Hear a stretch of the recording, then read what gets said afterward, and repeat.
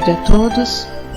Vamos nesse momento nos ligando com o nosso mentor individual, com a espiritualidade amiga desta casa, com Joana de Ângeles, Irmã Rosário, Irmã Teresa, e agradecer a todos pelo carinho, pela amizade, pelo acolhimento.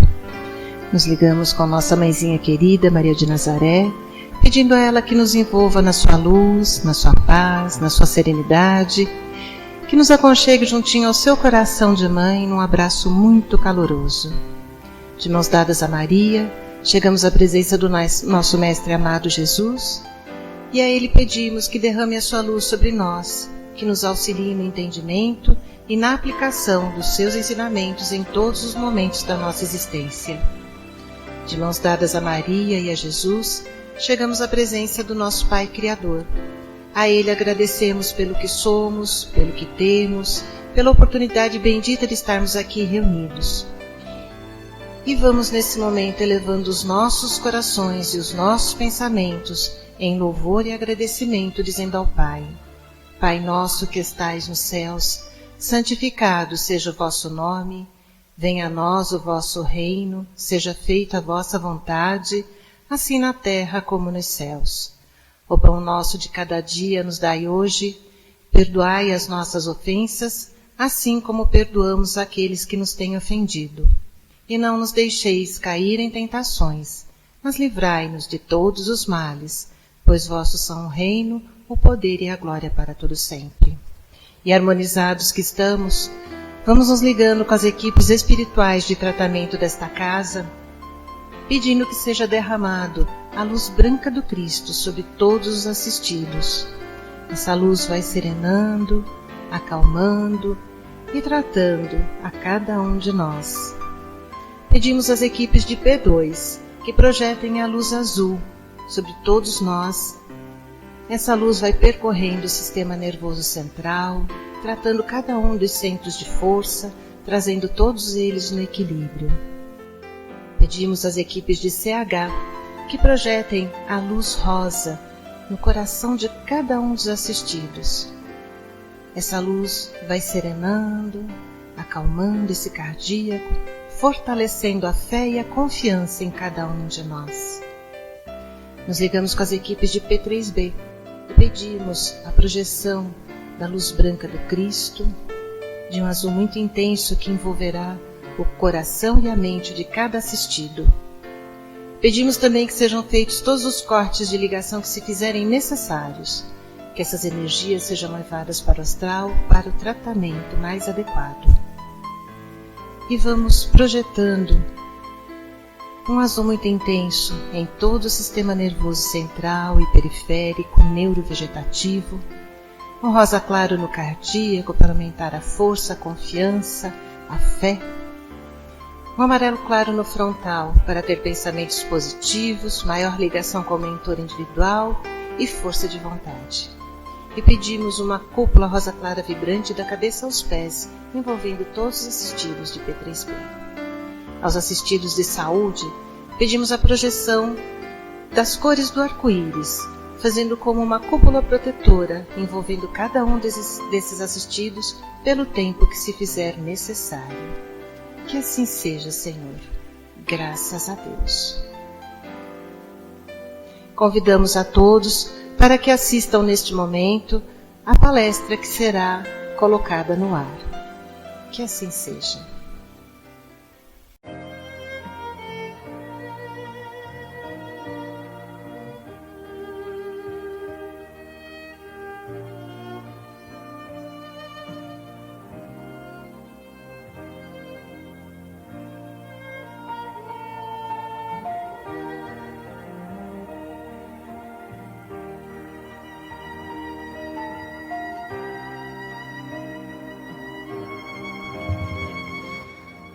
Muito boa noite, sejam bem-vindos a essa casa de amor e de luz.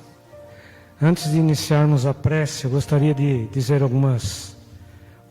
dar um aviso a vocês sobre uma palestra muito interessante que nós vamos ter aqui na casa. Dia 24, próximo sábado,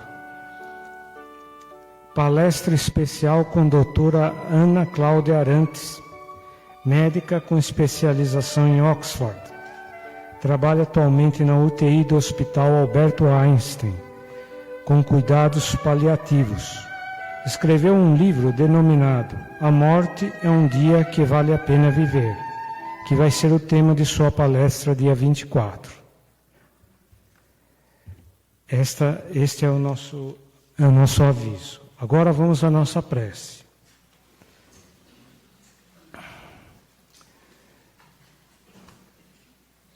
Vamos elevando nossos pensamentos, buscando a paz e a tranquilidade.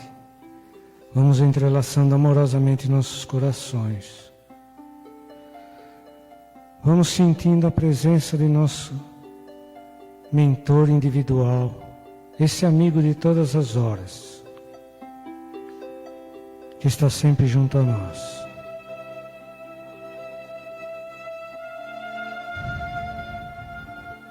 Vamos sentindo a presença de Joana de Anjos, a mentora dessa casa, e irmã Rosário, que ficam muito alegres por nos verem aqui, por verem nós aqui. Vamos agora até as paragens de Maria de Nazaré, a doce mãe de Jesus,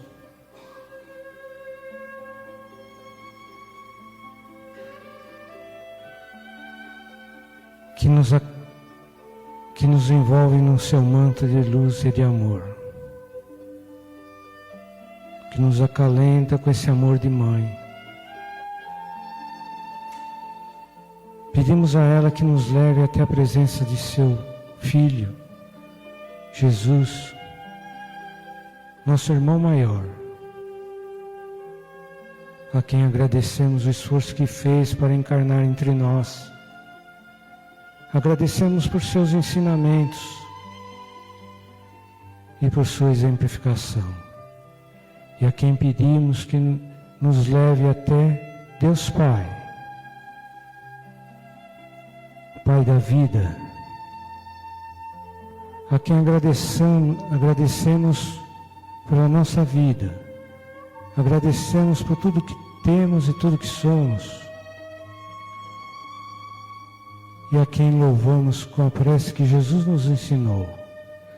Pai nosso que estais nos céus, santificado seja o vosso nome. Venha a nós o vosso reino. Seja feita a vossa vontade, assim na terra como no céu. O pão nosso de cada dia nos dai hoje. Perdoai, Senhor, as nossas dívidas, assim como nós perdoamos a nossos devedores, e não nos deixeis cair em tentação, mas livrai-nos de todo o mal. E assim seja. Vamos agora pedir permissão para iniciar os ensinamentos dessa noite com a nossa irmã Sandra.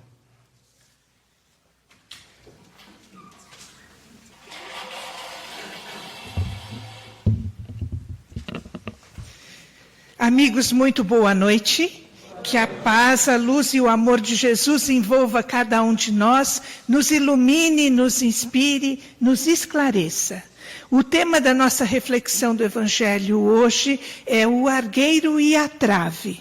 Já ouviram falar? No Evangelho segundo o Espiritismo está no capítulo 10, Bem-aventurados os misericordiosos. E lá explica todas as bênçãos do ser que consegue alcançar a prática, o sentimento da misericórdia. O que é misericórdia? Misericórdia é a somatória de todas as virtudes que a gente deve desenvolver com relação ao nosso próximo.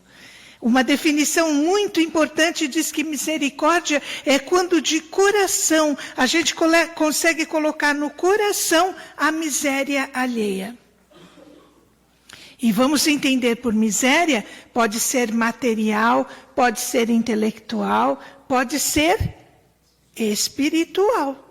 Então, às vezes, a pessoa é um miserável, não porque ele está numa condição social ou financeira, simplesmente porque ele ainda não adquiriu nenhuma competência, nenhuma capacidade para estar de uma forma, numa condição diferente daquela. Muitas vezes, a gente sabe a solução exata para o problema dos outros. Verdade ou não é? Nossa, como nós somos competentes com as dificuldades alheias. Se a gente conseguisse aplicar parte muito pequena dessa competência com relação aos nossos problemas, a gente já estava tudo levitando. Mas a gente desperdiça esse potencial na solução dos nossos problemas e se compromete, se vincula ao problema dos outros. Por isso que a vida fica tão difícil. Por isso que as coisas são tão complicadas. A vida não é tão pesada. A gente é que resolve carregar não só as nossas imperfeições, não só as nossas dificuldades, como as imperfeições e as dificuldades de todo mundo que está à nossa volta. Não é muito esperto, vamos combinar, não é verdade? Olha o que diz o texto. Nós encontramos em 2 evangelhos, Mateus e Lucas. Vamos falar por Mateus, mas de Lucas é muito parecido. Mateus está em 7, dentro ainda do texto do Sermão do Monte, e Lucas em 5. Se vocês quiserem conferir lá em casa, né, é muito bom porque a gente revê o ensinamento e grava ainda mais na nossa mente. Diz Jesus: porque vês tu, pois, o argueiro no olho do teu irmão e não vês a trave no teu olho? Ou como dizes a teu irmão, deixa-me tirar do teu olho o argueiro, quando tens no teu uma trave? Agora Jesus pega fundo, tá? Agora ele diz assim: hipócrita, tira primeiro a trave do teu olho, e só então verás como has de tirar o argueiro do olho do teu irmão. Doeu ou não doeu? Então o que é argueiro? Eu vou logo procurar. Antigamente falava assim, pai dos burros. Agora ele foi assim suavemente renomeado de Google. A gente vai lá e pergunta, né? O que é argueiro? Argueiro é um cisco. É uma pequena partícula. É uma poeira.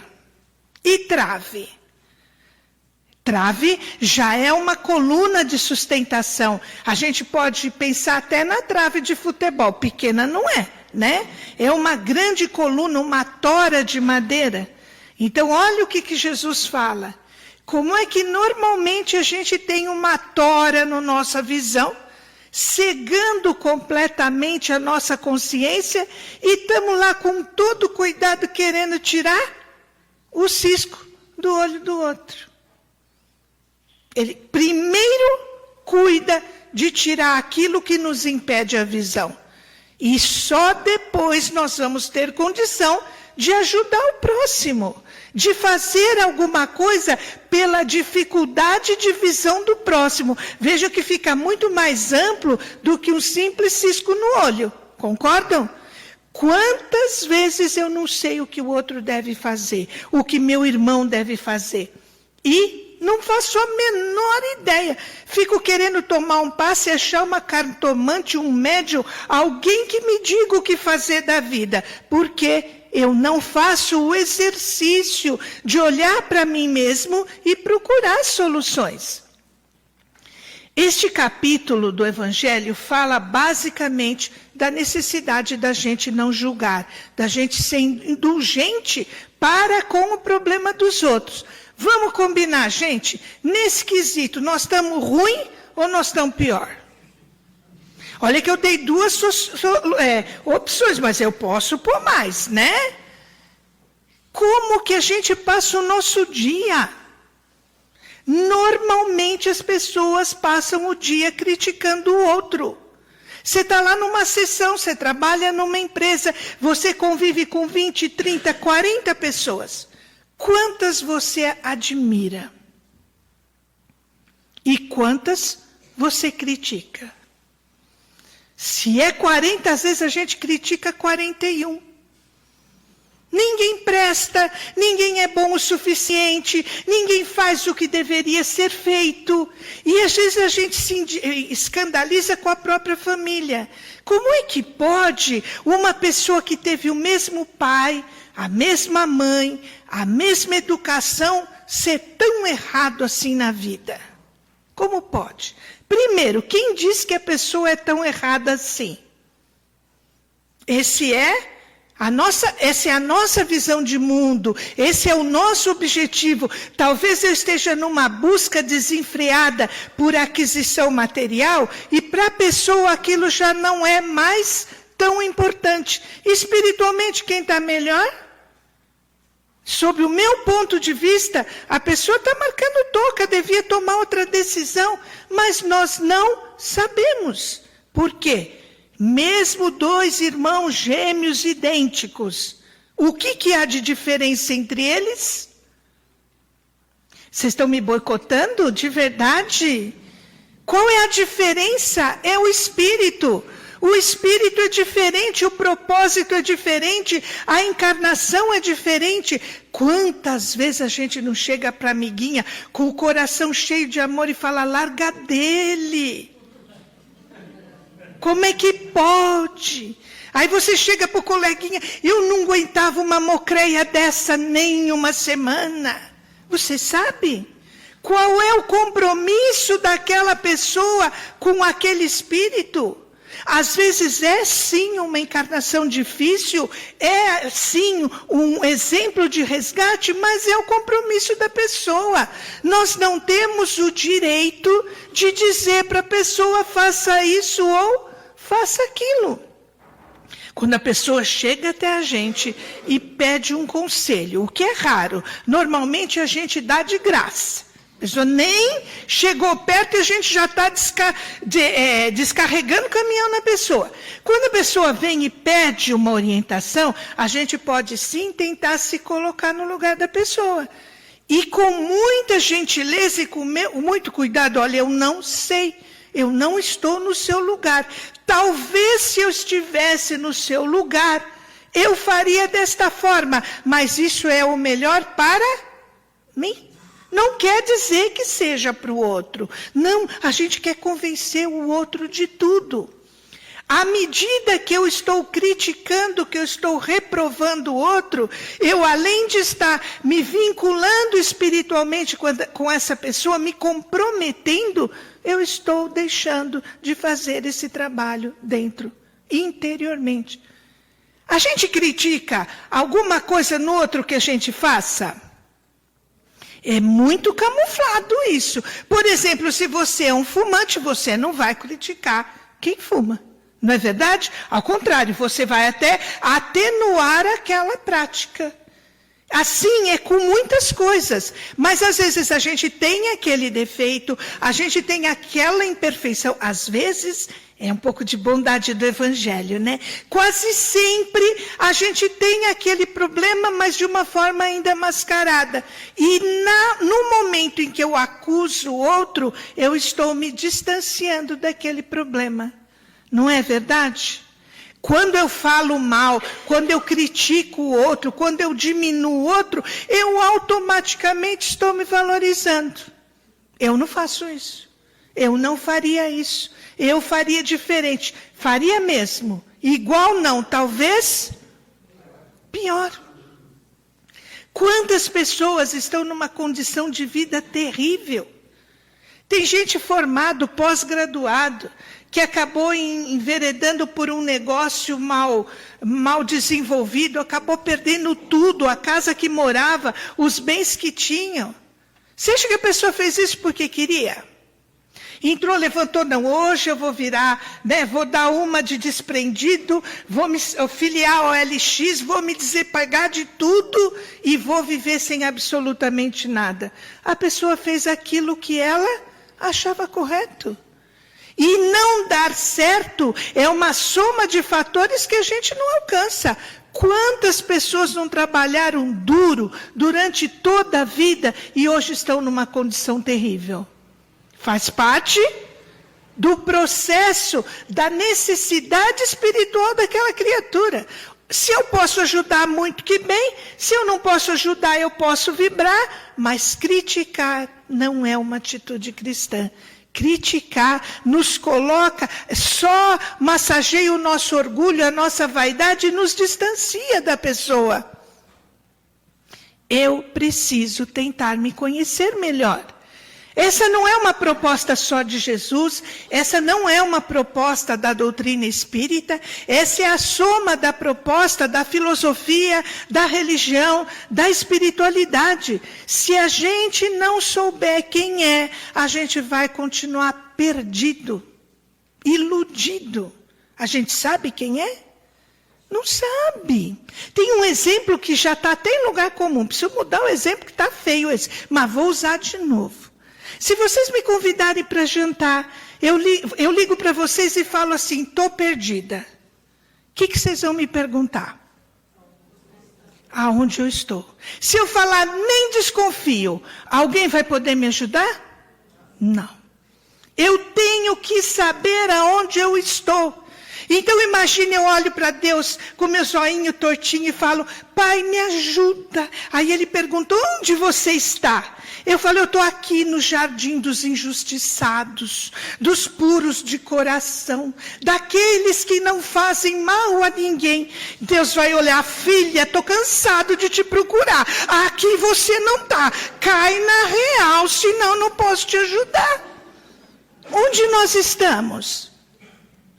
Num mundo ainda imperfeito, num mundo ainda de expiação e provas, e enquanto essa ficha não cair, eu vou perder esta energia, esse potencial, essa capacidade, não vou ajudar os outros, não vou me ajudar e vou piorar a minha situação. O que interessa o que o outro faz da vida dele? Para nós, absolutamente nada. Sabe por que o outro existe na nossa vida? Para a gente poder amar, compreender, ser misericordioso, perdoar. É esta a proposta do outro na nossa vida, não é para criticar. Outro exemplo que eu tenho que mudar, eu sei, reconheço. Você coloca seu filho para ser alfabetizado na melhor escola da cidade. A professora PhD pós-graduada até em espirro, chega no primeiro dia de aula e fala, nossa, quanto analfabeto, meu Deus do céu, como tem gente ignorante nesse mundo, por que eu estou no meio desses analfabetos? Você faz o que com a infeliz? Ela só está ali porque existem pessoas precisando ser alfabetizadas. Ela não está ali para criticar a educação, para criticar o preparo, para criticar o desenvolvimento da criatura. Ela está ali para ajudar no desenvolvimento. E se o cunhadinho for analfabeto? Do que você quiser. De espiritualidade, de competência, de conhecimento. E nós, como mestre, estamos juntos para vaiar, para criticar ou para ser exemplo? Para melhorar. Veja, ser exemplo é ótimo, porque você não está obrigando ninguém a ser igual, mas está permitindo que a pessoa tenha um modelo. A nosso padrão normalmente é faço o que eu digo, não faço o que eu faço. Isso não funciona, isso nunca funcionou. Não funciona, porque o que a gente diz não convence ninguém. Concordam com isso? É o que a gente sente, é o que a gente vibra, é o que a gente sintoniza que diz o que a gente é. Existe um filósofo americano muito antigo, uma bota antigo nisso, ele tem uma frase que eu acho fascinante. Ele diz, o que você é grita tão alto que é impossível ouvir o que você diz. E é assim que nós somos. Então, a necessidade é fundamental que a gente se conheça. Conhece a ti mesmo. Quem somos nós para apontar um dedinho para alguém? Quem somos nós para dizer que fulano faz certo ou faz errado? No Evangelho tem uma passagem linda. Trazem para Jesus uma mulher pega em adultério. No Evangelho não fala o nome da mulher. Então é uma desconhecida que alguém pegou numa situação que era proibida por lei e ela é levada até Jesus. Qual era a pergunta? O que é que a gente faz com ela? Lembram dessa passagem? Olha, pegadinha. Porque se Jesus falasse, perdoa, releva, deixa quieto, ele estava indo contra uma lei. Uma lei que dizia que a pena para o adultério era o apedrejamento. E se ele falasse, não, a lei mandou apedrejar, manda ver, ajusta a mira aí e manda ver. Ele também estaria indo contra a sua maior lei, que é a lei de amor. O que ele fala? Aquele que tiver sem pecado, atire a primeira pedra. E um por um foi assobiando e saindo de fininho e disfarçando e deram todos no pé. Por quê? Quem é que está sem pecados? E Jesus foi, como sempre, né? Ele não disse aquele que não tiver este pecado. Porque às vezes a pessoa não é chegada, né? Não teve oportunidade ainda, né? Às vezes ainda é meio, traz ainda algumas beatices latentes. E não por uma convicção, por falta de oportunidade às vezes. Ele não diz quem não tiver este pecado, ele diz aquele que não tiver pecado. Então vejam, se eu critico, se eu julgo, se eu fico olhando o cisco, o argueiro no olho do outro, eu estou ou não estou apedrejando? Eu posso não estar com o minério na minha mão, mas eu tenho vibrações dentro de mim. E quando eu lanço essa vibração em direção de alguém, eu machuco, eu ofendo, eu magoo. E o que é pior? Pela lei de ação e reação, essa pedrada vai voltar para mim muito antes do que eu imagino. Praga que eu estou rogando? Não. Terceira lei de Newton, a toda ação corresponde uma reação. Quando a gente entende isso, a gente passa a ser seletivo no que emite. Toda vez que eu critico alguém, eu estou tendo um crédito para ser criticado. E às vezes alguém que a gente nunca viu na frente, entra nessa frequência, nesse nosso banco de débitos, solta o caminhão em cima da gente, a gente chora. Eu nunca fiz nada para essa criatura, eu não merecia isso. Não merecia mesmo, merecia muito mais, mas a bondade divina filtra de acordo com a nossa capacidade para a gente não desmoronar. Nós temos que nos conhecer. Uma forma de nos conhecer é analisar todas as questões com um certo distanciamento, tentando se colocar no lugar da criatura, tentando se colocar naquela situação, ou tentando se ver fora daquela situação. É meio complicado, a gente nasceu com um defensor interno de causas próprias e um promotor de causas alheias. Então você está andando distraidamente, o trânsito para e você fica no meio de um cruzamento. Você logo fala, eu não tive culpa. Estou atrás de um caminhão, estou atrás de um ônibus, não vi que o trânsito parou, fiquei no cruzamento. Vai ser elogiado, vai receber alguns buzinaços na orelha e vai continuar se justificando. Você não fez isso intencionalmente, mas se é você que quer passar pelo cruzamento, Brasil não tem jeito mesmo.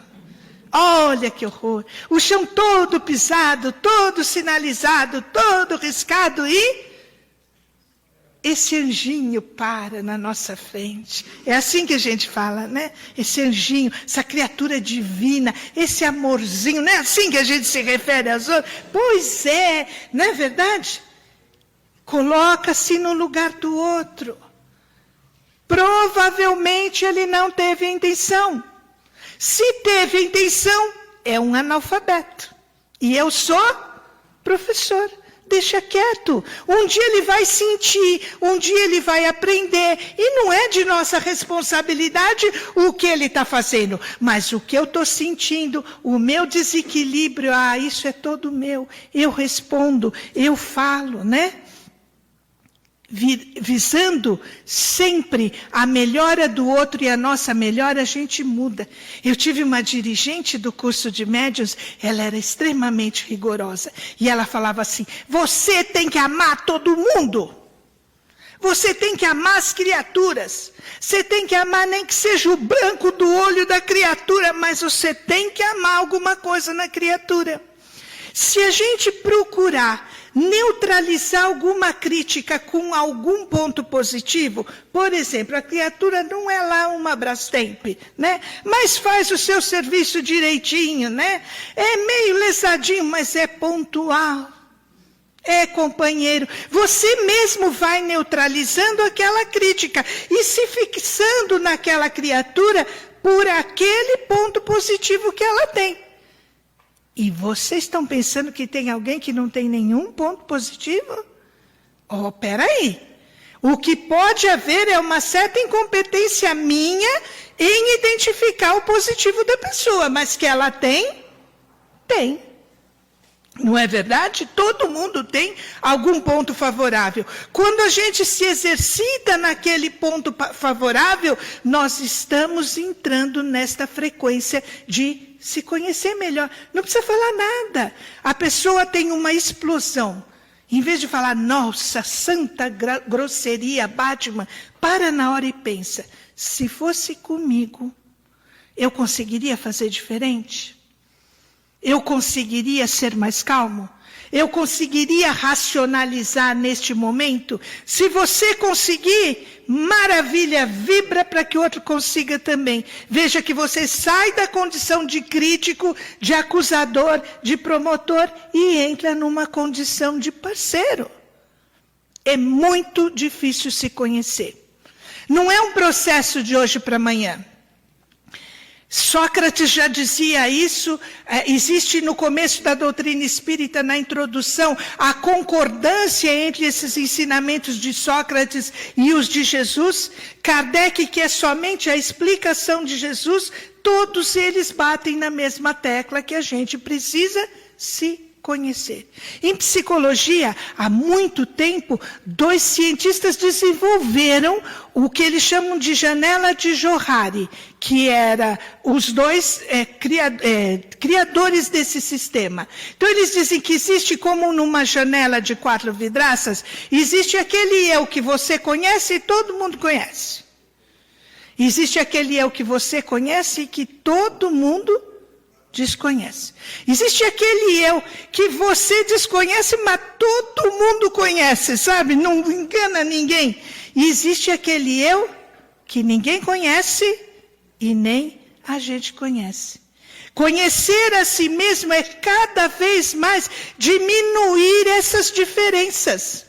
Eu tenho que saber realmente quem eu sou. E a gente não sabe. Vira e mexe, a gente passa por uma situação difícil, por uma grande dificuldade. A gente sai bonito e a gente vira e fala, puxa, eu não sabia que eu era capaz. Poxa, eu venci essa situação e olha, eu achava, não me dava nada e não é que eu fui e consegui. Então, analisando o que a gente faz, analisando o que a gente sente e escolhendo sentir e apontar apenas o que há de bom no outro, nós estamos num processo muito claro de mudar essa situação. Jesus, quando diz, conhecereis a verdade, e a verdade vos libertará, a gente logo pensa que é numa verdade, né, transcendental, numa verdade quântica. Não, é a nossa verdade. É aqui que eu tenho que mergulhar, e é aqui que eu tenho que conhecer e escolher ser melhor. Livro dos Espíritos, pergunta 919. Santo Agostinho nos orienta. Passe em revista o seu dia rapidamente antes de dormir e analise tudo o que você fez. Se alguém tem alguma coisa contra você, se você deixou de fazer alguma coisa importante, se você fez todo o bem que podia.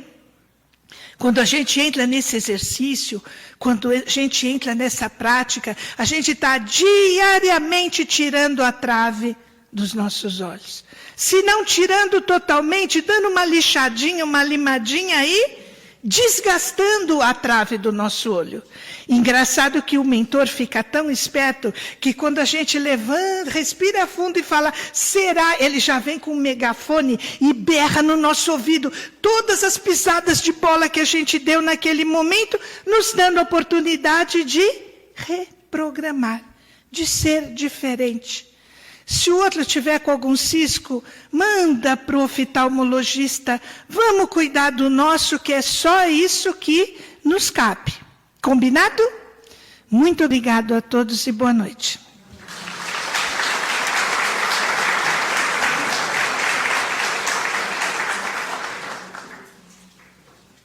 Vamos então novamente, elevando nossos pensamentos, fazendo uma reflexão sobre o que ouvimos aqui, levando esses conhecimentos para refletirmos durante essa semana,